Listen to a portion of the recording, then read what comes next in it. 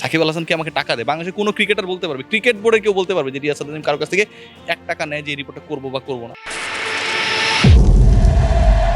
তো আমার তো মিলিয়ন মিলিয়ন ভিউ হয়, আমি এভাবেই চলি, আমি সিএনজিতে করে আসি, হ্যাঁ, বাইকটা এখন চালাই না।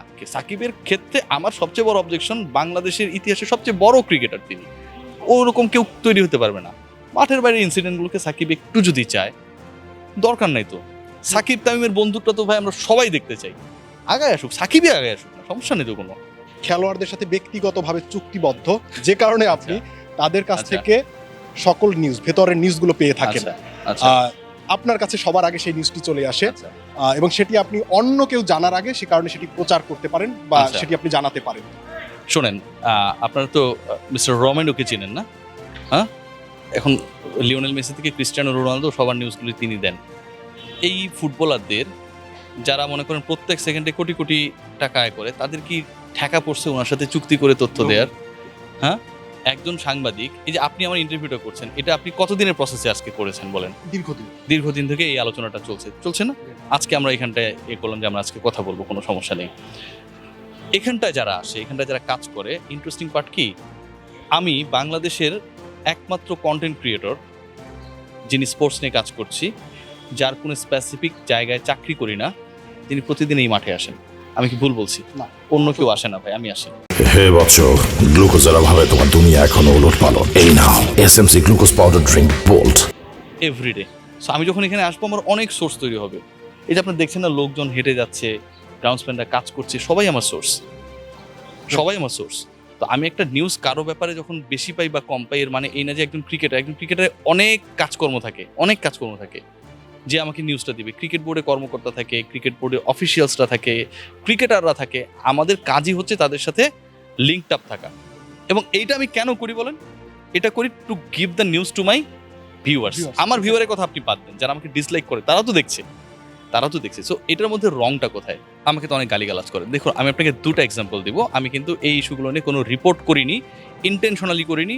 আমি আমার মতো করে ব্যাপারটা বোঝার চেষ্টা করি। একটা হচ্ছে সাকিবের বোন, তিনি হচ্ছেন বেটিং কোম্পানিতে বিনিয়োগ করেছেন এবং টাকাটা হচ্ছে সাকিব আল হাসানের। বাংলাদেশের সব টপ লেভেলের যে জার্নালিজম যারা করে, অথবা টপ লেভেলের যে মিডিয়া হাউসগুলো রয়েছে, চ্যানেলসগুলো রয়েছে, পত্রিকা রয়েছে, প্রথম আলোতে পর্যন্ত রিপোর্ট এসেছে, মেনশন করে বলতেছি, সময় টেলিভিশনে পর্যন্ত রিপোর্ট এসেছে। আমি রিয়াসাদ আজিম, সাকিবের যে এত বড় হেটার আপনারা মনে করেন আমি করেছি, আমি করি নাই। আমি কেন করিনি জানেন? কারণ নিউজটা ছিল ফেক। হে বৎস, গ্লুকোজের অভাবে তোমার দুনিয়া এখনো ওলটপালট। এই নাও SMC glucose powder drink bolt. এখন এইটা নিউজ যে ফেক, এইটা জানার পর কিন্তু কেউ এই নিউজটা যে ফেক ছিল সেই নিউজটা করে নাই, যারা সাকিবের বোনের এগেনস্টে কথা বলেছে। দ্বিতীয় যে পয়েন্টটা, সেটা হচ্ছে সাকিবের বোন ভাই, family member, without being sure আমি তার বোনকে অ্যাটাক করতে পারি না। সাকিব আল হাসান ক্রিকেটার, মাঠে এসে কোনো একটা কিছু করলেন, সেটা নিয়ে আমি আলোচনা করতে পারি। সাকিবের বোনকে নিয়ে আমি শিওর না হয়ে আমি আলোচনা করতে পারি না। This is my character. আমি এটা করতে পারতাম, এই সাকিবের বোনকে কেন্দ্র করে যে নেগেটিভ আলোচনাগুলো হয়েছে সেখানটা তো আমি করতে পারতাম। আপনারা আমাকে ভিউ নিয়ে কথা বলেন না, আমার ভিউ কম হইতো না, ঠিক আছে? আপনারা যারা আমাকে হেট করেন আপনারাও দেখতেন, যারা লাভ করেন তারাও দেখতেন, আমি করিনি। সেকেন্ড পয়েন্ট যেটা, কিছুদিন আগে সাকিব আল হাসান চড়াও হয়েছেন, মাঠ দিয়েছেন, মাঠের মধ্যে, তাই না? মাঠের মধ্যে আমি রিপোর্ট করিনি, কিন্তু এই রিপোর্টটা সবার আগে এক্সপেক্ট করেছিল আমার কাছ থেকে। সাকিব আল হাসানের সাথে কি আমার কোনো চুক্তি হয়েছে? সাকিব আল হাসান কি আমাকে টাকা দেয়? বাংলাদেশের কোনো ক্রিকেটার বলতে পারবে, ক্রিকেট বোর্ডের কেউ বলতে পারবে যে রিয়াজ সাদ্দাম কারোর কাছ থেকে 1 টাকা নেয় যে এই রিপোর্টটা করবো বা করবো না? আপনারা তো এখানে কাজ করেন, কেউ বলতে পারবে না, তাই না?